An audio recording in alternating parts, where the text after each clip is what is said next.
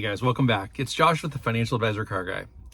So you're going to notice the setting hasn't changed from last week. Here we are sitting at soccer practice. My son is across the field here, wrapping up the last couple practices of the season. And so I took it upon myself to use this time to do this. So this week we're going to talk more about kind of a public service announcement to anybody looking to buy a car in the next days, weeks, months, even in the next few years. So again, public service announcement or a PSA. Really what I wanted to cover with you guys is something that I've seen quite a lot of, mostly on Facebook, not so much Instagram, which I kind of thought is interesting. And I haven't seen any of it on TikTok, but salvaged cars, reconstructed cars, damaged cars are flooding, no pun intended, after these hurricanes in Florida. All these cars that are salvaged now, I mean, essentially they are garbage. They are destroyed, whether they're dinged and dented, whether they're flooded, whether they're been on fire, it doesn't matter. These hurricanes that went through Florida and really the whole southern part of the US, the Southeast, cars are flooding into these salvage yards. And these salvage yards are selling these cars for pennies on the dollar. Truly. I mean, it doesn't matter if you're looking for a Honda Civic or a Toyota Corolla, or if you're looking for a McLaren or a Lamborghini or a Ferrari. They're all out there. Everything. Exotics down to daily drivers, right? Cars, trucks, it doesn't matter. Everything. Anything you could want is likely sitting on a salvage yard somewhere in the Southeast. Now this, again, the public service part of this is be careful. If a car has a branded title, find out why. See if it was ever flooded. See if it was ever damaged because of a flood or a hurricane. Water damage is real hard. You know, you can kind of see water lines. You can remove the carpet of the floor, off the floor. You can see if water's been inside the car. You can see if water's been inside of an engine. These are all things that you can check for and look for. Obviously, if the car's got physical damage, that could be the case too. But how many images did you guys see of the aftermath of Hurricane Milton where Porsches were like in a pool, or, a tree had fallen on top of this Tesla, or, whatever it is, right? There's literally dozens and dozens and dozens of ways that a natural disaster can total a car. But the problem is, these impound lots, these junkyards, all the places that these cars are being stored are packed to the brim. And so they are liquidating these cars real cheap. So if you know what you're doing and maybe you're down in the Southeast, right? Maybe you can go physically look at these cars. Maybe some of them start. Maybe some of them don't. Maybe they just need spark plugs, or maybe they just need a fresh tank of gas, or maybe, it could be a number of things. So there's an opportunity there, because if you can pick up a car for pennies on the dollar, cool. If it's a car you've always dreamed of restoring, right? So I'm going to post a picture right here, right now. This is a 1968, fastback Shelby Mustang. It's a GT350 if you zoom in on the picture. Now this car, I'm not sure if you guys could read this, but $21,000 is what they're asking for the car, what the bidding is up to. And 21 grand for a salvaged or a damaged GT350, it's not bad if you can get it for that price. Now, if the bidding gets up to $70,000, $80,000, $90,000, well, now all of a sudden it's not such a good deal, because you're going to have to put tens of thousands of dollars into it to restore it the way you want to. But if you can get a screaming deal on one, who cares, right? A lot of people, and I don't even know if this car is original, quite frankly. There are some really good replicas out there that you would never even know. In fact, that car was listed as a Ford Mustang. It wasn't even listed as a Shelby. So who's to say that the VIN indicates it's a Shelby? I don't know. I'm not investigating it because I'm not interested in the car. But if I were, it would be a phenomenal opportunity to get myself into a relatively inexpensive fastback that I would restore and rebuild anyway.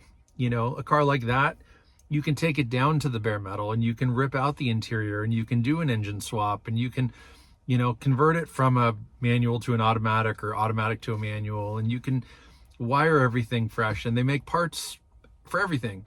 And they're not that expensive, right? Restoring a Mustang isn't that much money. If you're trying to do a concourse, 100% car that's an absolute A+, yeah, you're going to spend some money and you're going to have to do it right. And if it has a reconstructed or a salvage title, I don't know that it can ever be a #1 car, but you can build a real nice car that you can own and drive. And maybe you're not afraid to drive it if it's got a salvage title already or reconstructed. So that's kind of that. But on the flip side of that, thinking about an exotic, let's talk about McLaren or Ferrari or Lamborghini or any one of those, really. Maybe not as much Lamborghini because it utilizes a lot of Audi parts, which are readily available, but Ferrari parts are hard to come by, and McLaren parts are hard to come by, and McLarens are known for electrical issues, and they're just prone to fail in different ways. And so you add water to the mix, and a McLaren is a dangerous car.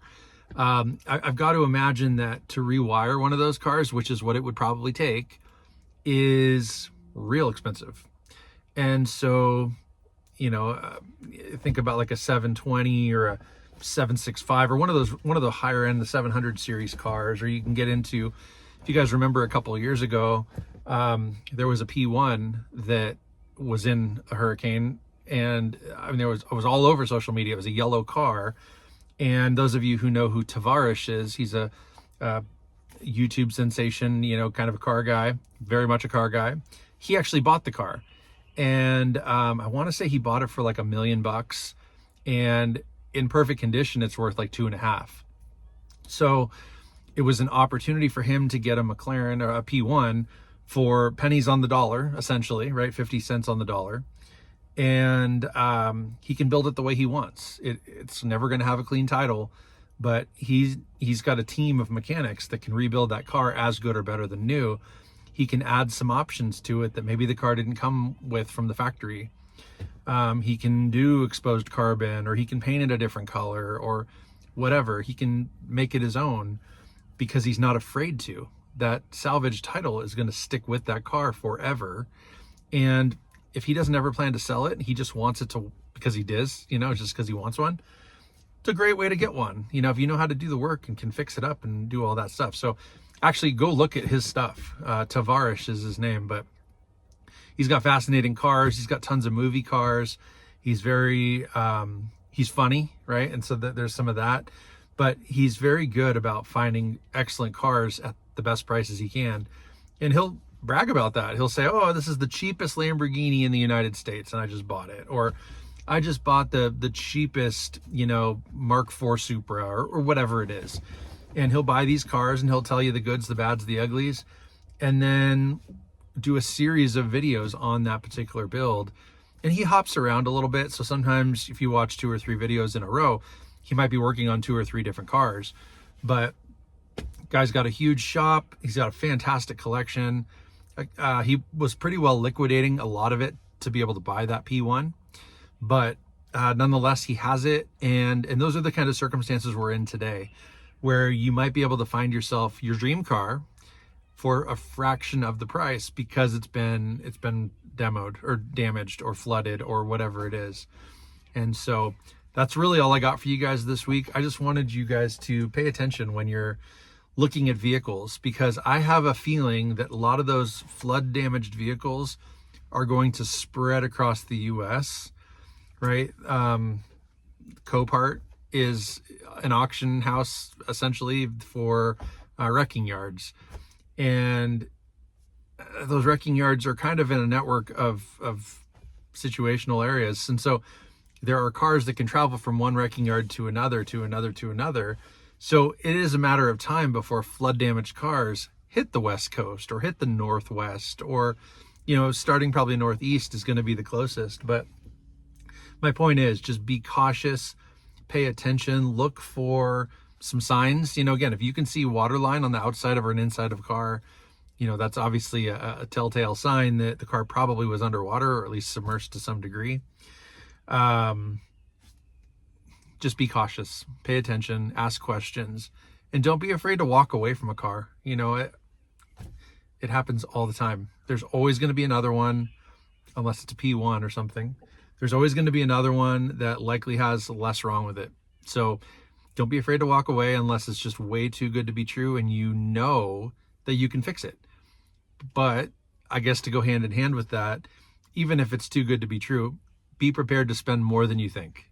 100% of the time, any car restoration or revitalization or cosmetic anything always costs more. So just be prepared for that. But don't forget to like and subscribe. Comment down below and let me know what your thoughts are. Are you in the market for a car? Do you think you'd ever own a water damaged salvaged vehicle? Let me know. People want them. I don't know. Someone's buying them. So maybe it's you. Don't forget to hit that notification bell. But most importantly, remember, may every investment you make be a good one. Till next time.